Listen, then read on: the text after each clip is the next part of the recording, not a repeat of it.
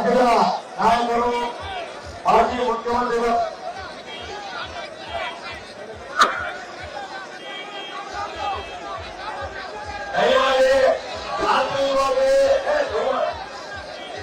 ಮನೆಯೊಂದಿಗೆ ಶಾಂತಿಯುತವಾಗಿ ನಾವು ಒಂದು ಪ್ರತಿಭಟನೆ ಮಾಡಿದ್ದೀವಿ. ಶಾಂತಿಯುತವಾಗಿ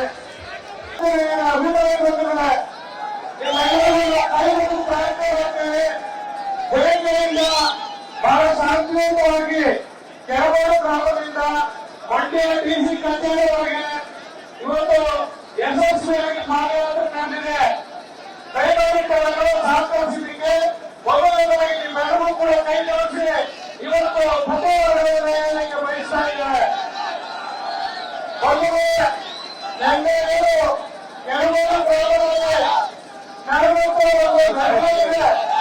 ಇವತ್ತು ಇನ್ನೂ ಸದನಕ್ಕೆ ಧಿಕ್ಕಾರ ಆಗ್ತಕ್ಕಂಥ ಒಂದು ಘಟನೆಗೆ ಇವತ್ತು ನಾವು ಖಂಡಿಸಲಿಕ್ಕೆ ಬಯಸ್ತಾ ಇದ್ದಾರೆ.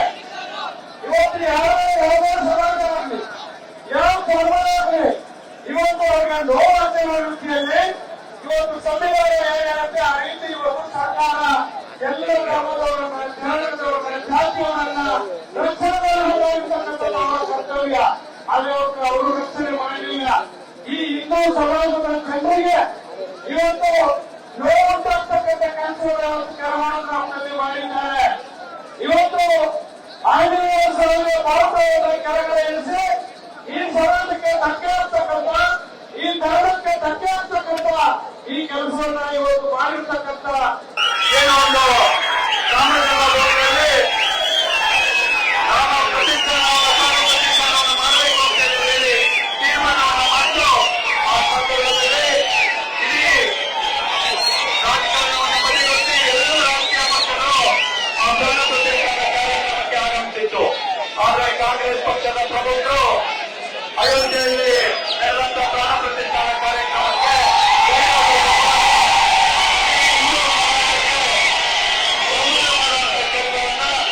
ಕಾಂಗ್ರೆಸ್ ಸರ್ಕಾರ ಮಾಡಿತ್ತು.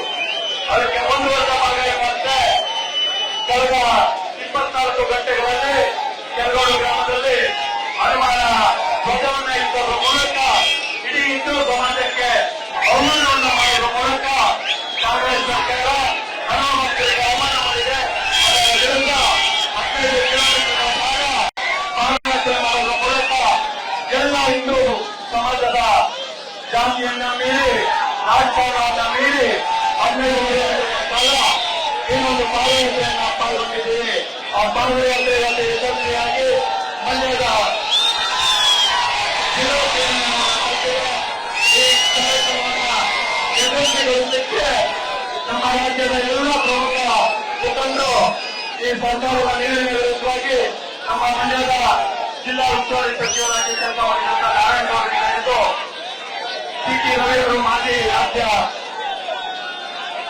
ರಾಷ್ಟ್ರೀಯ ಪ್ರಧಾನ ಕಾರ್ಯದರ್ಶಿಗಳಾಗಿದ್ದಂತವರು ನಮ್ಮ ಭಾರತೀಯ ಜನತಾ ಪಾರ್ಟಿಯ ಎಲ್ಲ ಪ್ರಮುಖರು ಸೇರಿದಂತೆ ಜನತಾದಳದ ಪ್ರಮುಖ ಎಲ್ಲ ಕಾರ್ಯಕರ್ತರು ಮಾಜಿ ಶಾಸಕರು ಈ ಕಾರ್ಯಕ್ರಮಕ್ಕೆ ಆಗಮಿಸಿದ್ದಾರೆ.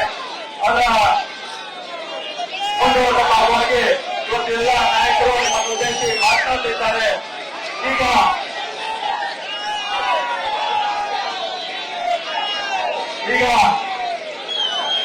ಈಗ ನಿಮ್ಮನ್ನೆಲ್ಲ ಉದ್ದೇಶಿಸಿ ಭಾರತೀಯ ಜನತಾ ಪಾರ್ಟಿಯ ಮಾಜಿ ರಾಷ್ಟ್ರೀಯ ಪ್ರಧಾನ ಕಾರ್ಯದರ್ಶಿಗಳು ಮಾಜಿ ಸಚಿವರಾದಂತ ಟಿ ರವಿಯವರು ಮಾತನಾಡುತ್ತಾರೆ. ಮಾತನಾಡಿದ ನಂತರ ವೇದಿಕೆಯಲ್ಲಿರುವಂತ ಹಿರಿಯರು ಮಾಡುವಂತ ಕೆಲಸವನ್ನು ಮಾಡ್ತಾರೆ.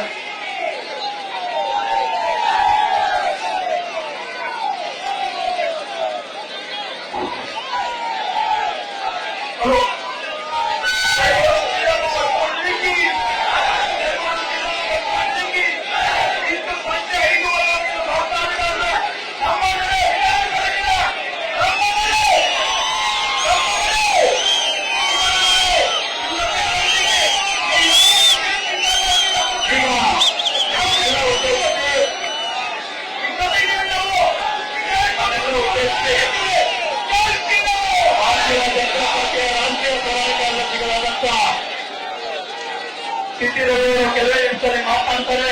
ಭಾರತ್ ಮಾತಾ ಕಿ, ಭಾರತ್ ಮಾತಾ ಕಿ, ಕೊರೋನಾ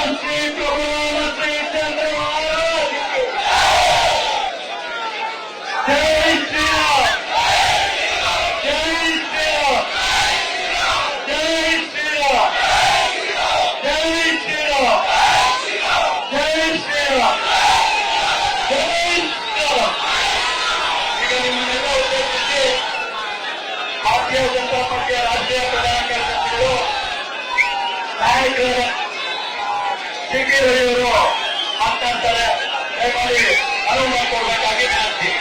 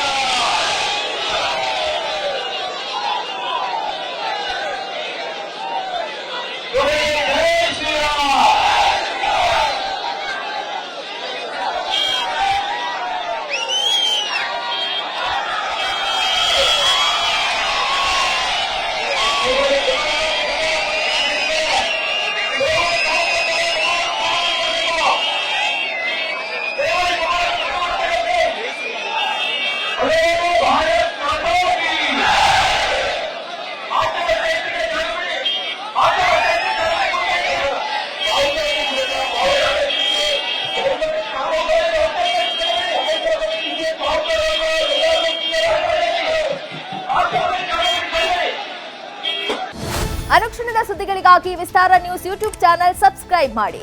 ಹೊಸ ಸುದ್ದಿಗಳ ನೋಟಿಫಿಕೇಶನ್ಗಾಗಿ ಬೆಲ್ ಐಕಾನ್ ಕ್ಲಿಕ್ ಮಾಡಿ. ಲೇಟೆಸ್ಟ್ ಅಪ್ಡೇಟ್ಸ್ಗಾಗಿ www.vistaranews.com ವೆಬ್ಸೈಟ್ಗೆ ವಿಸಿಟ್ ಮಾಡಿ. ಅಂಗೈಯಲ್ಲೇ ಜಗತ್ತಿನ ಸುದ್ದಿ ತಿಳಿಯಲು ವಿಸ್ತಾರ ನ್ಯೂಸ್ ಕನ್ನಡ ಆಪ್ ಡೌನ್ಲೋಡ್ ಮಾಡಿ.